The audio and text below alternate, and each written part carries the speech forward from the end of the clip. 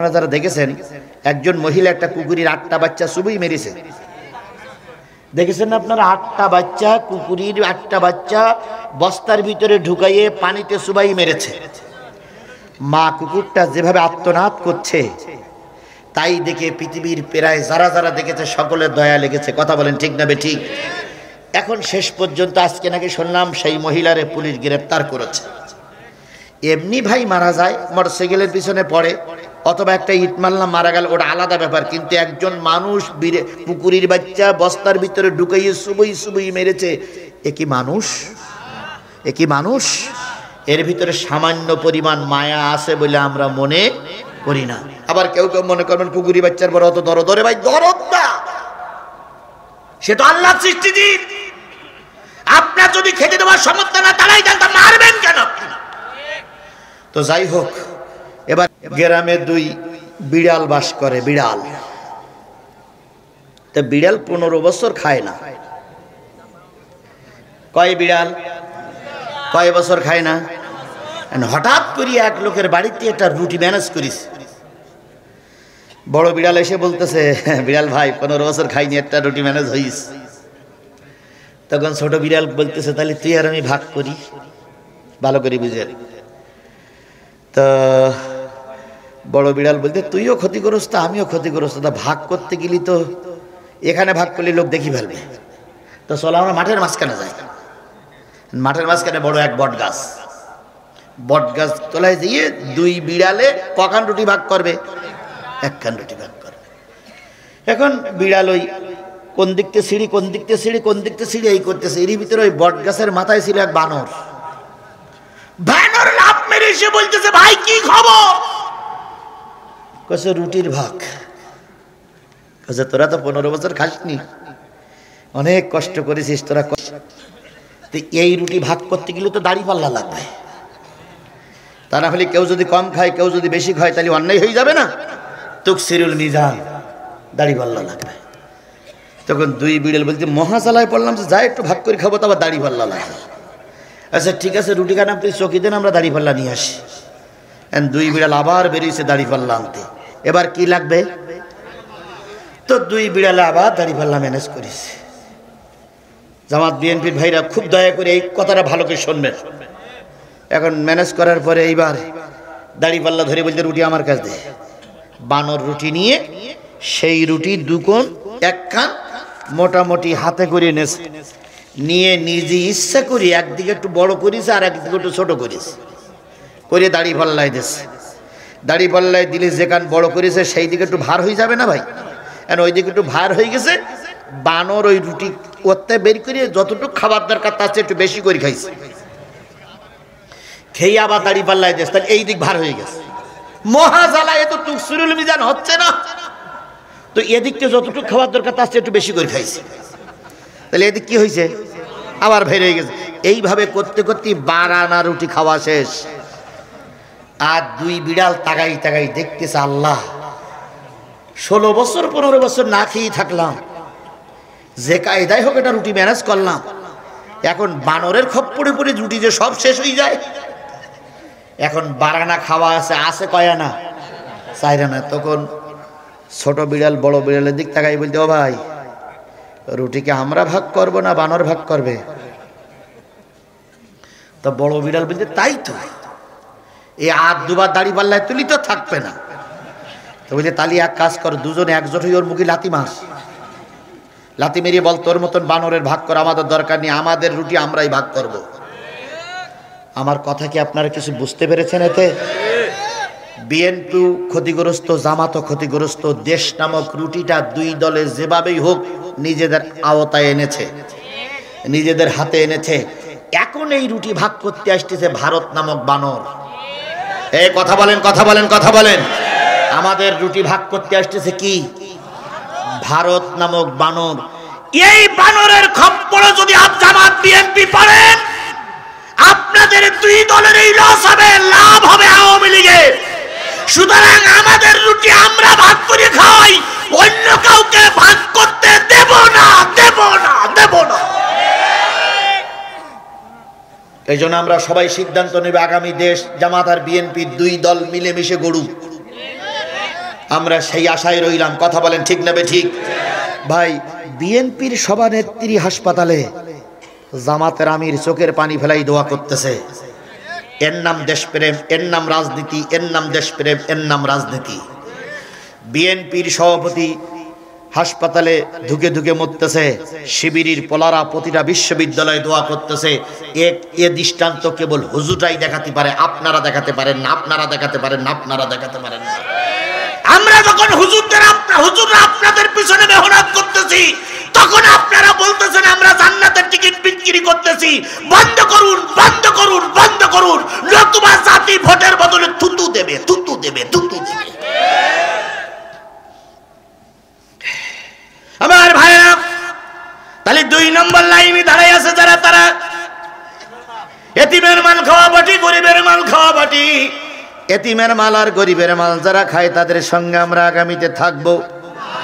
আরো জোরে বলেন। 100 বছরে যদি মারি খেতে হয়, আমি জিহাদি কথা দিয়ে গেলাম, 100 বছর আবার মারি খাবো, কিন্তু এতিমের মাল যারা আগে খেয়েছে এখন খাচ্ছে ওদের সঙ্গে থাকবো না। কথাটা কার? আপনি আল্লাহর কথা শুনবেন না নেতার কথা শুনবেন? এই কথা বলেন, আল্লাহর কথা শুনবেন না জিহাদির কথা শুনবেন? তাহলে আল্লাহর কথা যদি শোনেন, তাহলে আল্লাহ বলেছে যারা এতিমের মাল খায়, এতিমের মাল খায়, এতিমের মাল খায়, তাদের সাপোর্ট দেওয়া হারাম, হারাম, হারাম। ওটা বুঝবেন আপনারা, আমরা বুঝবো না। এত কিছু কথা বলার পরেও যদি আপনার বুঝ না আসে, তা আপনি যদি বিয়ে না করে থাকেন, তার বিয়ে করা লাগবে না আপনার, কারণ আপনার মতন লোকের বাসা কাছা হবে বলে আমার মনে হয় না। আল্লাহ আমাদের সহি বুঝ দান করুক। 2 নম্বর পাইন এখানেই শেষ, ব্যাখ্যা করতে গেলে রাত অনেক হয়ে যাবে। এবার জান্নাতি মানুষগুলো বলতেছে বুঝলাম, বুঝলাম। প্রথম লাইনে দাঁড়াই আছে যারা, তারা কি? 2 নম্বর লাইনে দাঁড়াই আছে তারা কি? এতিমের গরিবের মাল খাওয়া বাটি। 3 নম্বর লাইনে যারা দাঁড়াই আছো, তোমাদের তো হুজুর হুজুর মনে হয়। তোমরা বক্তা ছিলে না ভাই? তোমরা ওই কামারখন্দের ওই বাজার মসজিদের ইমাম ছিলে না? ওই লোকটা তুমি ইমাম ছিলে না ভাই? তুমি না ওই মাদ্রাসার মুহতামিম ছিলে না? তুমি না ওই আলিয়া মাদ্রাসার প্রিন্সিপাল ছিলে না তুমি? তখন ওরা বলবে হ্যাঁ ছিলাম। তো তোমরা দুজকে কেন? তোমাদের কোন দোষ পেল? ওরা নাই বেনামাজি, এরা নাই গরিবের মাল খাওয়া বাটি, তা তোমরা হুজুর, তোমরা দুজকে কেন? হুজুররা তখন উপরের দিকে তাকাই বলবে ভাই ভালো করে শোন, আমরা ওয়াজ করতাম ঠিকই, নসিহত করতাম ঠিকই, কোরআন হাদিস জানতাম ঠিকই, কিন্তু যখন এই দিন কায়েমের সময় আসতো, ইসলাম প্রতিষ্ঠার সময় আসতো, ওয়াকুন্না নাখুদু মাল খায়দিন, আমরা ওই বাতিলদের সঙ্গে মিশে, মুনাফিকদের সঙ্গে মিশতাম, জালেমদের সঙ্গে মিশতাম, দিন কায়েমের বিরুদ্ধে ফতোয়া দিতাম, দিন কায়েমের ব্যাপারে আমরা বাধা সৃষ্টি করতাম। এই জন্য আমাদের কারণে দিন কায়েম হয়নি, আমাদের কারণে দিন প্রতিষ্ঠার বাধা হয়েছিল। তাই আল্লাহ পাক আজকে আমাদেরকে ওই জাহান্নামীদের সঙ্গে দিয়ে দিয়েছে। ও আমার জাতি, এ জাতীয় মৌলবী, এ জাতীয় হুজুর, এ জাতীয় ইমাম আমার দেশে, এ জোরে বলেন এ জাতীয় হুজুর আমার দেশে, আরো জোরে বলেন এ জাতীয় হুজুর আমার দেশে। তাহলে ওই হুজুর থেকে আমাদের কি? ওই হুজুরদের থেকে আমাদের সাবধান থাকা লাগবে। কথা বলেন ঠিক না বেঠিক? বলুন তো, শাহজালালের চাইতে বড় হুজুর পৃথিবীতে কেউ এসেছিল? বাংলাদেশে কেউ এসেছিল? শাহজালালের চাইতে বড় হুজুর বাংলাদেশে কেউ এসেছিল? শাহজালাল যখন ইয়েমেন থেকে আসলো, কোন এলাকায় ঢুকলো? কোন এলাকায় ঢুকলো? আমি বুঝেছি 12:30 বেজে গেছে, মানুষ আর বসবে না। ও ভাই এবার দোয়া করি। ও সোনা ভাই রে, এই সোনা ভাই, এই যুবক, যুবক হয়ে গেছে বাবা। 3 নম্বরে ধরেছি, আর একটা পয়েন্ট বাকি আছে। শেষ করবো না ভাই? আমি তো শেষ করার জন্য ব্যস্ত, আমি তো শেষ করার জন্য তৈরি। ভাই আর কেউ বড় অঙ্কের টাকা দেবে? বিশেষ অতিথি এখনো দেয়নি। ও ভাই তাহলে একটু বলি দেন ভাই, আমরা 12:30 1টা বাজে গেল ভাই, একটু নামটা বলেন। বিশেষ অতিথি হলো বিশেষ অতিথি প্রবাসী হায়দার আলী, 1 লাখ। আপনারা সবাই একমত তো? হায়দার আলী ভাই বলেন, আর কেউ আসেন? হায়দার আলী ভাই একটু নামটা বলবেন, আমরা দোয়া করি। বন্ধুগণ,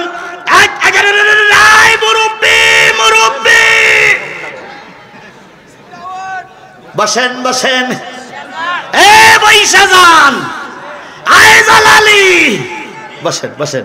ও ভাই, আজ যদি কেউ থাকেন দয়া করে, ও ভাই আমাদের রাত বেশি হয়ে গেছে, লোকজন চলে যাবে, কালকে মাঠে কাজ করবে, এখন মাঠে ধান, মানুষের অনেকক্ষণ বসাই রেখেছে, যদি কেউ দিতে চান দয়া করে হাতে না ধরে পায়ে ধরতে, যদি কেউ দিতে চান তাড়াতাড়ি দিয়ে দেন, আর আমি এই ফাঁকে আলোচনাটা শেষ করি। 3 নম্বরের যারা লাইনে দাঁড়াই আছে তারা হচ্ছে ইসলামের বিরোধী শক্তি। বলুন তো, শাহজালালের চাইতে বড় হুজুর আর পৃথিবীতে বাংলাদেশে কেউ এসেছিল?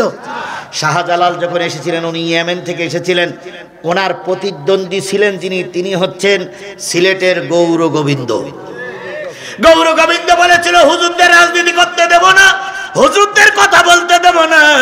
শাহজালাল আসবে তাই তিনি পুলসুরাত গুলো কি বলে শাখাগুলো ভেঙে দিয়েছিলেন, গরুর গাড়ির চাকা খুলে নিয়েছিলেন, ভ্যানের চাকা খুলে নিয়েছিলেন।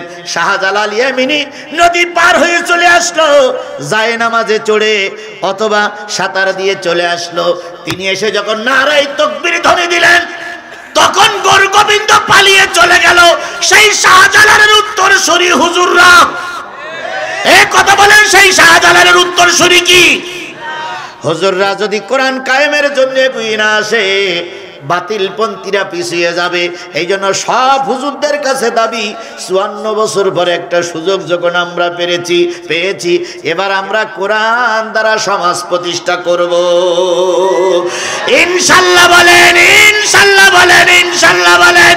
তাহলে কোরআন দিয়ে দেশ চলুক, কোরআন দিয়ে সমাজ চলুক, কোরআন দিয়ে আমরা চলি।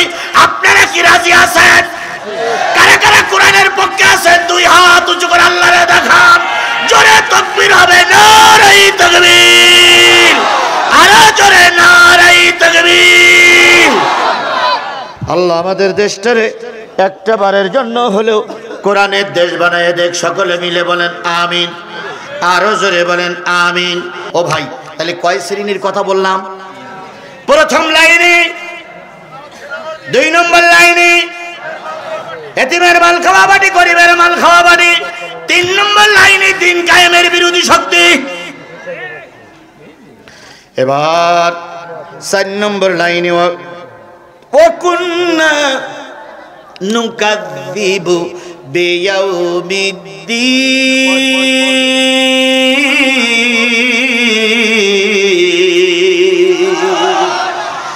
বুঝলাম 3টা লাইনের পরিচয় হলো। 4 নম্বর লাইনে তোরা কারারে?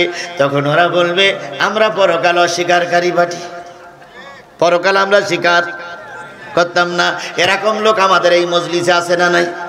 আরো জোরে বলেন, আছে না নাই? বুঝবেন কি করে? এখন আপনি বাড়ি যাবেন, আইছেন ভ্যানে অথবা মোটর সাইকেলে অথবা অথবা কোনো বাহনে আসছেন। বাহনে বাড়ি যাওয়ার সময় হুজুর যে কি ওয়াজ করলো, এইটা নিয়ে আলোচনা হয় না? হয় না? যাওয়ার সময় আলোচনা হয় না? যদি ভালো হয় তো প্রশংসা হয়, খারাপ হলি দুর্নাম দিতে দিতে বাড়ি যায়।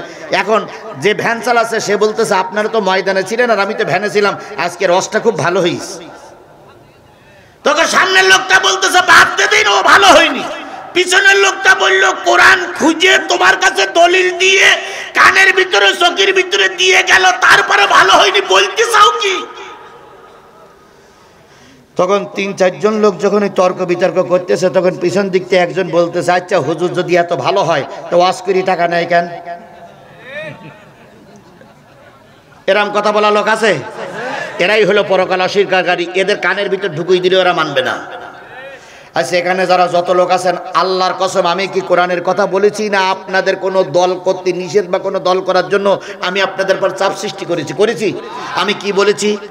তাহলে কোরআনে যদি থাকে এই 4টে দোষের লোক জাহান্নামে যাবে, আপনি এবার মিলান, আপনি যে সংগঠনে আছে এই সংগঠনের ভিতরে এই 4টে দোষের লোক যদি থাকে বাদ দেন।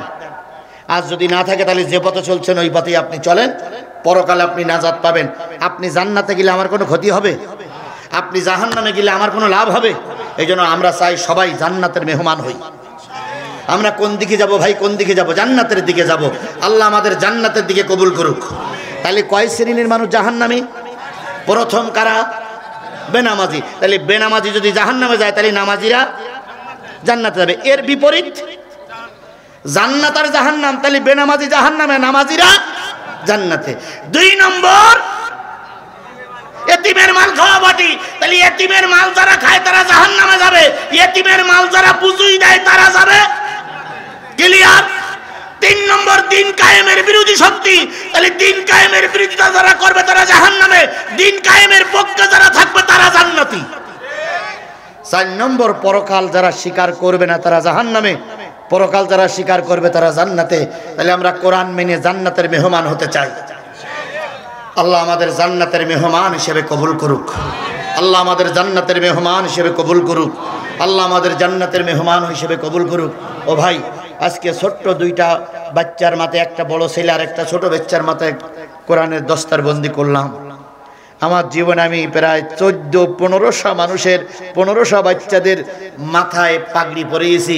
তার ভিতরে ছোট্ট যে বাচ্চাটা, সে বাচ্চাটার বয়স 9 বছর, আর সবচেয়ে বড় যে বাচ্চাটা তার বয়স 80 বছর। এটা একটা আশ্চর্য মনে হয় না ভাই? গত বছর গোবিন্দগঞ্জে মাহফিল করতেছি, 16 জনের মাথায় পাগড়ি দিতে হবে। তা 15 জনের পাগড়ি দেওয়া হয়ে গেল, 16 জনে এসে এক বুড়ো। আমি বললাম, চাচা সরিয়ে যান, পাগড়ি দিয়ে দেন। তা বলতে, হুজুর আমি সেই 16 নম্বর। আশ্চর্য মানুষ, আপনি 16 নম্বর কি করে হন? বলতে, হুজুর আল্লাহর কসম আমি 16 নম্বর। বয়স কত? কাছে 80 বছরের বুড়ো, আপনি 16 নম্বর। তো যে বিশ্বাস নয় হুজুরিকা শোনেন। হুজুরি বলতে, হুজুর কি কর? কয় হুজুর ওই হলো 16 নম্বর। তো আমি ওর কাছে জিজ্ঞেস করলাম যে কি করে হলো? কয় হুজুর আমি মসজিদের মুয়াজ্জিন, আর এই হুজুর মসজিদে নামাজ পড়ায়, কিন্তু হুজুরের ফ্যামিলি দূরে থাকে। তো হুজুর যখন থাকে না তখন মুয়াজ্জিনই নামাজ পড়াইতে হয়। তা আমি ইমাম সাহেবের বলেছি যে মাগরিব আর এশার আর ফজরের ছুটি নেবেন না হুজুর, আপনি জোহরে আর আসরে নেবেন, ওখানে কোনো সমস্যা নেই। কিন্তু হুজুর নড়িয়ে চড়িয়ে মাগরিবে ছুটি নেয়। আর মুসল্লিরা আমার কয়, মুয়াজ্জিন সাহেব আপনি যান, আমি যেই নামাজ পড়াই যাই সেই লোক মাথায়। তো আমি চিন্তা করলে তো মহাজালা। তো আমি টার্গেট নিলাম যে লোকমা যাতে না দেয়, কোরআন শরীফ শিখবো। 10টা বছর এই বাচ্চাদের সঙ্গে ঠেলাঠেলি করিয়া এই বছর আমি কোরআনের হাফেজ হয়েছি।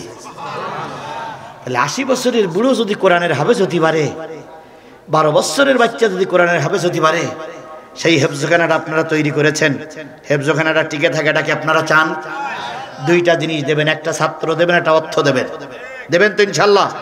ইনশাল্লাহ দেবেন তো? আর 2টো কাজ করবেন, কোরআনের মাদ্রাসা বন্ধ হবে। একটা হচ্ছে কাটি দেবেন, সবসময় কাটি দেবেন, সবসময় ভুল ধরবেন। আর 2 নম্বর, লোক যদি দান করতে চায় বলবেন যখন দান করিস না। এই 2টো কাজ করলে মাদ্রাসা কি হয়ে যাবে? আর 2টো কাজ করলে মাদ্রাসা চালু থাকবে। তাহলে ছাত্র দেব, দান করবো, রাজি আছেন তো? আচ্ছা, কোরআনের দিক তাকাই, কারা কারা রাজি আছেন হাত তুলে দেখান যে মাদ্রাসার পক্ষে থাকবো। আল্লাহ, অনেকক্ষণ ধরে তোমার পাগলদের রস শোনালাম, এখন বিদায়ের পথে আমি মুসাফির। এই প্রতিষ্ঠানটা তুমি কিয়ামত পর্যন্ত কবুল করে নাও। এই প্রতিষ্ঠানে আজকে 1 লাখ টাকার থেকে শুরু করে 2 টাকা পর্যন্ত যারা দান করেছে, সকল দাতার দানগুলো আল্লাহ কবুল করে নাও। যে যে নিয়ত করে দান করেছে, সকলের নিয়তের পরে বরকত দাও, সকলকে মিলেমিশে থাকার তৌফিক দাও। আওয়ামী লীগ, বিএনপি, জাতীয় পার্টি, জামাত ইসলাম একটা রাজনৈতিক দল, যে যা পারে করুক, কিন্তু মাদ্রাসার ব্যাপারে আমরা সবাই এক। মাদ্রাসার ব্যাপারে আমরা সবাই কি? মাদ্রাসার ব্যাপারে আমরা সবাই কি? এক। আমরা এক হয়ে এই মাদ্রাসাকে টিকাই রাখবো। আল্লাহ আমাদের সহায়ক, আল্লাহ আমাদের বড় রহমত করুক। ভাই, আজকে এই পর্যন্ত বিদায় নিচ্ছি। আবার যদি কোনোদিন দেখা হয়, সেদিন আবার কথা হবে ইনশাআল্লাহ। ওমা তৌফিক ইল্লা বিল্লাহ। কমিটির লোকের আর কারো কথা বলবেন? আস্তাগফিরুল্লাহ রব্বি মিন কুল্লি যামবি ওয়া আতুবু ইলাইহি লা হাওলা ওয়ালা কুওয়াতা ইল্লা বিল্লাহিল আলিয়্যিল আযীম। আল্লাহুম্মা আমিন। ربنا ظلمنا أنفسنا وإن لم تغفر لنا وترحمنا لنكونن من الخاسرين. ربنا